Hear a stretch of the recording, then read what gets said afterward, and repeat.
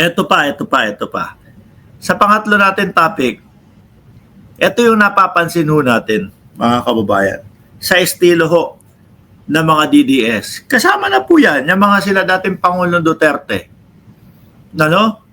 Sabi ni Chi, dinaan lang sa pamura-mura. Oo. No? Pag nagmura, PI ang sila ganito, ganyan.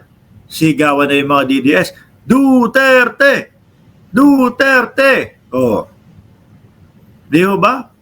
Ngayon, mga kababayan, yung mga ginagawa nila, napapansin nyo po, ibinibintang po sa ating Pangulo, ibinibintang po doon sa mga nakaupo ngayon. No? Oh, tingnan nyo ha. Sabi nila dito, do not F. Oh, alam nyo na ibig sabihin yan. The people, do not F. Hindi ko nababasahin ha. The people of the Philippines. Wag daw GAGO-hen. Wag daw lokohin. Wag daw kung ano-anong ginagawang kasamaan sa mamamayan ng Pilipinas. Mga boss, sa kanila ho nag-umpisa yung mga yan eh. Umpisahan nyo na lang po doon sa laban kontra droga, mga boss. Hindi naman po naging patas yun. Yung malalaki, yung mga malalaking isda, malalaking tulak, nasan ho? Sila yung nakakawala. Sila yung pagala-gala lang ho, mga boss. Pero yung mga walang kasalanan, yung mga hindi naman involved sa pinagbabawal na gamot, yun pa yung mga nangategi, mga nangamatay. Di ba? Mga bossing, sa simpleng gano'n nila. Ang mga walang kinalaman sa droga, sila ang nagdusa. Di ba yun yung sinasabi ng ating dating Pangulo na panggagago sa mamamayang Pilipino. Pero, ang estilo ni dating Pangulong Duterte, wag niyong lolokohin, wag niyong gagaguhin ang mga Pilipino kasi magkakagulo tayo niyan. Defender. Di ba? Mga bossing, parang bayani siya. Para namang siya yung dating na, siya yung magaling. No? Pero biruin nyo, mga kababayan, may nahuli. No? May nahuli. Suko. Gustong magpakulong. Willing magpakulong. Kaso yung tropa nila, gusto manlaban. Kasi mas malaki yung porsyento, mas malaki yung reward na makukuha. Di ba? No? Nandiyan yung military daw. Dinamay pa yung mga militar. No? Pati polis. Mga kababayan, nakita nyo nga ho, yung ating mga kapulisan, no? Kung kanino humahanga at kung kanino nagsasabi, nako, loyal kami sa gobyerno at malabo nyo kaming mahatak, malabo nyo kaming mapasama diyan sa mautog rally ninyo. No? Ilang beses ho nilang ipinatawag o ilang beses nilang hinihimok yung kasundaluhan na sumama sa kanila. Napasama ho ba nila? Wala. Di ho ba? Napaano pa po na nila? Naengganyo ho ba nila? Hindi ho. Di ho ba? Sabi ni FS, PBBM and Donald Trump are the two great leaders of our time. Prepare for a brighter future. Di ba? Sabi ni Shiro Kansaki, Kuya Meng, iyak ka na niyan. Meron ba umiiyak dyan? Hindi ko nababasa yung message kasi masyado, mga bossing, o yung yung comment section kasi isa lang yung monitor natin at wala tayo doon sa mismong studio natin.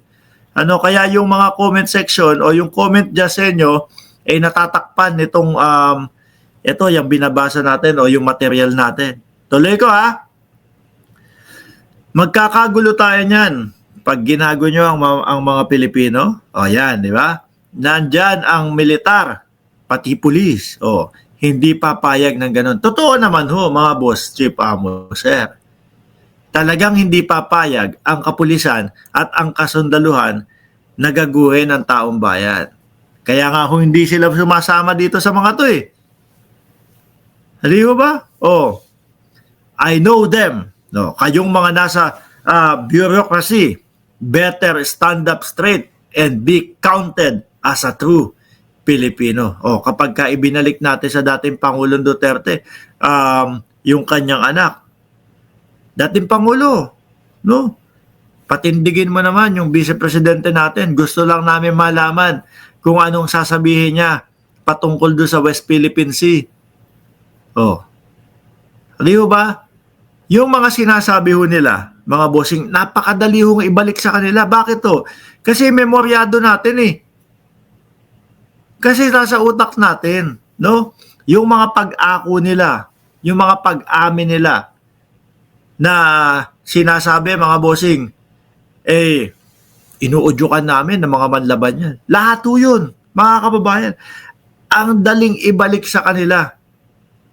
Dahil memoryado natin lahat nung kanilang mga pinapakawalang mga banat sa presidente. Ultimo ho, simula doon sa pagsasabi nila ng bangag ang ating presidente hanggang sa ngayong mga pagbanat ho nila, no? Tapos sasabihin na dating Pangulong Duterte doon sa isang interview niya, kailangan natin ng pagkakaisa. Kailangan natin ng unity. Kailangan natin ng kapayapaan. Sa kanya pa ba manggagaling yun? No? Sa kanya pa ba? Ay naku, paulit-ulit naman. Ito na naman. Galit kayo kay Digong kasi galit sa adik. Lagi natin sinasabi dito sa channel natin na okay sa atin yung paglaban sa droga. Pero yung kapamaraanan nila, kung paano nila pinatakbo yung laban kontra droga, mali. Maling-mali. Naubos ba yung mga adik sa Pilipinas? Naubos ba yung mga tulak sa Pilipinas? Nung sinabihan niya tayo, nauubusin yung mga yun. Wala naman di ba? Nadala tayo ng 6 na buwan. 6 na buwan, ubos yung mga yan. Pagdating ng 6 na buwan, wala naman. Hindi naman naubos. Humingi ng 6 na buwan ulit. Pagkatapos ng 6 na buwan, wala na. Hanggang sa naubos yung kanyang oras sa pagiging presidente. Tuloy pa din at madami pa din ang droga sa Pilipinas, mga boss. Ang naubos, sabi, buhay ng mamamayang Pilipino, no? Lalo na yung mga walang kinalaman doon sa droga. Susana Tirazona! Shout out sa iyo. Yan shout na shout yan. Sabi ni Eseng Mariano, Sara para sa presidente ng impyerno. Naku! Digong nyo para vice-presidente ng impyerno. Ay, Diyos ko Lord. Sabi ni Wesley Mateo, KOJC at INC, nagsama pa. INC Peace Rally nyo. Pasok, yan. Talaga ho, mga kababayan, no? Talagang, hindi lang ako yung nakapansin. Hindi lang yung ibang mga kapwa natin vlogger ang nakapansin. Hindi lang ho si Manong Johnny o si Juan Ponce Enrile ang nakapansin ho. Na yung talagang naging rally ho, hindi siya kapayapaan. Para ho talaga sa mga Duterte, mga bossing. Biruin mo naman, nakita mo, kompleto yung PDP doon, ano? Kompleto yung PDP. Sino mag-iimbita dyan?